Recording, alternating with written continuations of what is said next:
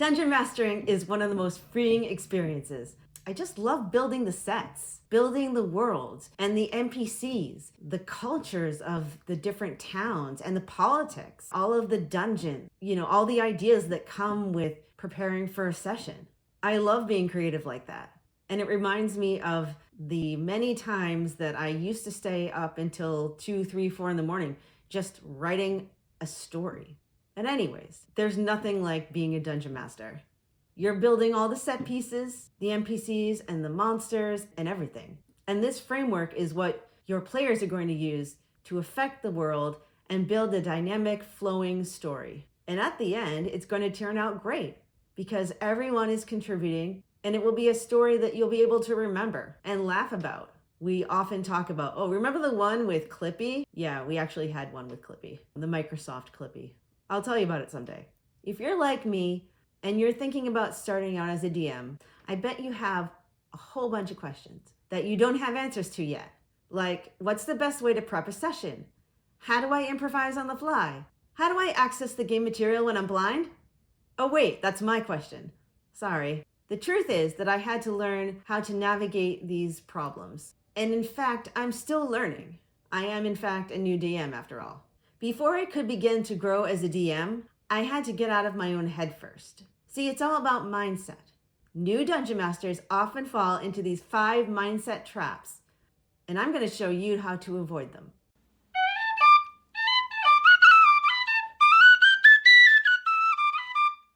Welcome, adventurer. I'm the Blind Bard, and this is where we make connections through storytelling. My mission is to share my DM experiences with you so you can take what I've learned and apply it to your games. I'll make the mistakes so you don't have to. Cool? So grab your dice and let's get rolling. Never give up. Everyone has bad DM sessions, right? I know I did. It's unavoidable. The first time I ever DM'd solo without my husband there was rough.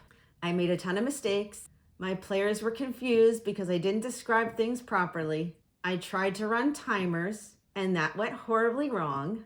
In retrospect, I should have had my friend cover the timers. That would have probably worked out better for me.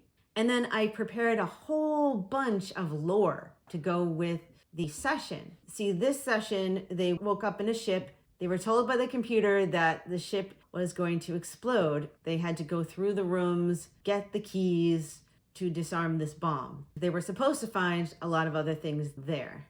So what happened? The execution was terrible. I didn't introduce anything. They didn't find anything they were supposed to find. So that part of the narrative never got realized. And I don't even know if we'll be playing that again. That was something I really wanted to explore. My players were frustrated by the events that took place. I don't know if they're going to want to play again. And that's on me because it was just a bad session. I was frustrated. They were frustrated. They said they had a good time, but it could have been handled way better. The point is, your early sessions are not always going to go smoothly, but that's okay. You're new at this. I'm new at this. We have to give ourselves permission to make mistakes because that's how we learn. That's how we grow. And think of it this way. No matter what happens, your players are going to be grateful that they're being allowed to be players and not DMs. The only thing that matters is that they have fun. Don't worry about being perfect. Let your players take the reins and have fun. And let that be the force that guides you because everyone should have fun on this journey. Perfection isn't everything, so just do your best. Prep the best session you can. That's all that matters. So as long as you take the time to prep, your best is good enough. Your session may not be perfect, but your players are going to have fun. And isn't that really what matters? That your players enjoy the game? Don't worry about perfection. Worry about running the best session you can and let your players take the reins and the story where it's going to go. Don't be afraid to ask for help. Everyone needs help sometimes, whether that's helping with timers, looking up rules, whether you're sighted or whether you're blind. At some point, you're going to need to ask for help. So use your table as a resource. It helps with the nerves, I'll tell you that. And a lot of times, an assistant GM can look up rules faster than a blind DM could access them. For example, On my Kids on Brooms campaign, which used every single die depending on what sort of skill check it was, everything was multiple calculations. Spell DCs had 4 components. Damage, depending on the type of damage it was, had a component or 2. A lot of things had more than 1 component to calculate them. So I asked the Muscle Mage to be my assistant GM. And he was wonderful. Because of him, the game was smooth and fast. And he really got into it. And that just allowed me to focus more on the improv and storytelling. Don't be afraid to be uncomfortable. Easier said than done, right? I know. Improv is hard. I know the frustration well. You plan all these elaborate scenes, think you've got everything planned to a T, and then you lead your characters with a hook. Then they take the campaign off the rails. They don't do what you expect. They deviate from your plan. And now you're in a position where you're a deer in the headlights going, okay, now what? The truth is, once you give your players control of the scene, then they can do whatever they want. And 90% of the session is going to be improv. So as game masters, we need to learn to be comfortable with it. And I know it's scary. It felt very scary for me. I struggled with pacing and timing at the beginning. I would describe one scene, they would do stuff, and then they'd say to me, okay, now what? And I'm like, okay.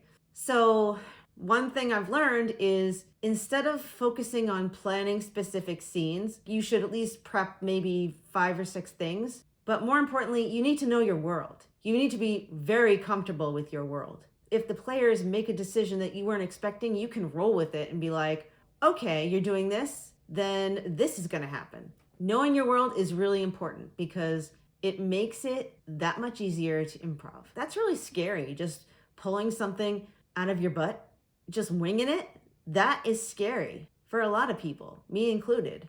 But a wise performer told me once, being nervous is necessary. And the way to get around that is to take that nervous energy and transform it into something positive, whatever that looks like for you. And it should be comforting to you to know that it's okay. Being able to trust your friends when you're improving, that they're not going to make fun of you, is a good skill to have. It's something that you need. Trust is really an important piece of this too.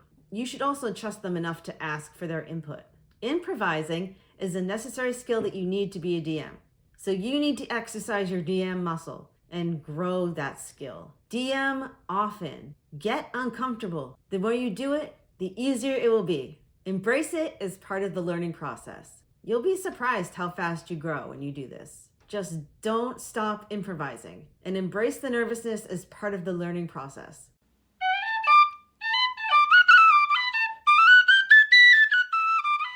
Before we move on to the next categories, if you're enjoying this review, I invite you to join our adventuring party by subscribing to the channel. And don't forget to take up your sword and strike that like button so I can continue to bring you more content like this. Don't worry about what others think. One of my husband's favorite sessions was the Groundhog Day scenario I ran for him and the Worldly Wizard. If I'm being honest, it was not my best. First, I barely prepped for it. I had a vague idea of what I wanted to do, and I ran with it. But the pacing and timing were all wrong. I figured running this session would be easy because it's Groundhog Day. So you run the session and everything's all planned for you, and the next day it's the same kind of thing. And the only thing that changes is what the players do to affect the world and how things happen. Well, I had a heck of a time thinking about how I could make it different every day without it being boring, because they did the same thing every day and they really didn't deviate. So I found that really hard. But they had a blast. They played lizard folk who ran a butcher shop, and they would kill demons and sell them as meat. Apparently humans were not tasty at all. The town ended up catching fire, and I remember the Whirly Wizard asking me, is there a swamp nearby? And me, not knowing a lot about lizard folk, said, oh yeah, there's a swamp right behind you. So they ran to the swamp and dived in the water, and they were safe until they surfaced and were walking back, and a crack opened up in the ground and swallowed them. And then they would wake up in their bed and the day would start over. So my point is, your friends aren't looking for perfection. They're looking to have fun. That session wasn't my best improv ever, but both of them had fun. And my husband to this day says that's his favorite scenario I've ever run. Everyone had fun, and that's what matters. To me, that's what makes this session successful. If I can tell a good story and everybody has fun, including me. That's what I think is important. Don't beat yourself up. Whatever happens, it's your session. And the fact that you created it at all is a huge accomplishment. So celebrate that. I know I would love to get to a place where I can craft a session in a few hours. But right now, I'm lucky that I can craft one in a week that I'm happy with. And that's okay. Sometimes I plan this awesome session, and in my head I'm thinking, oh, this is going to be great. And then we get to the table and the execution doesn't go as planned, which is slightly annoying. But I'm just grateful that I was able to run it at all. I count that as a win. A double win if the players have fun.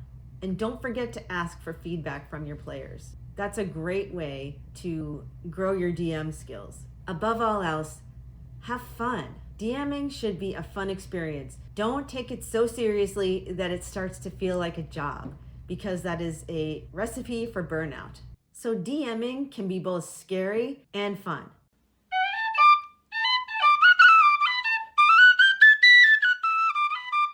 If you're still here, please help us slay the YouTube algorithm dragon by subscribing, sounding the enchanted bell, and ensuring all our notifications reach you so you're always ready for our next escapade. Remember, you have a voice that weaves wonders. So go forth and tell your tales, and I will see you in the next adventure. Thank you for watching.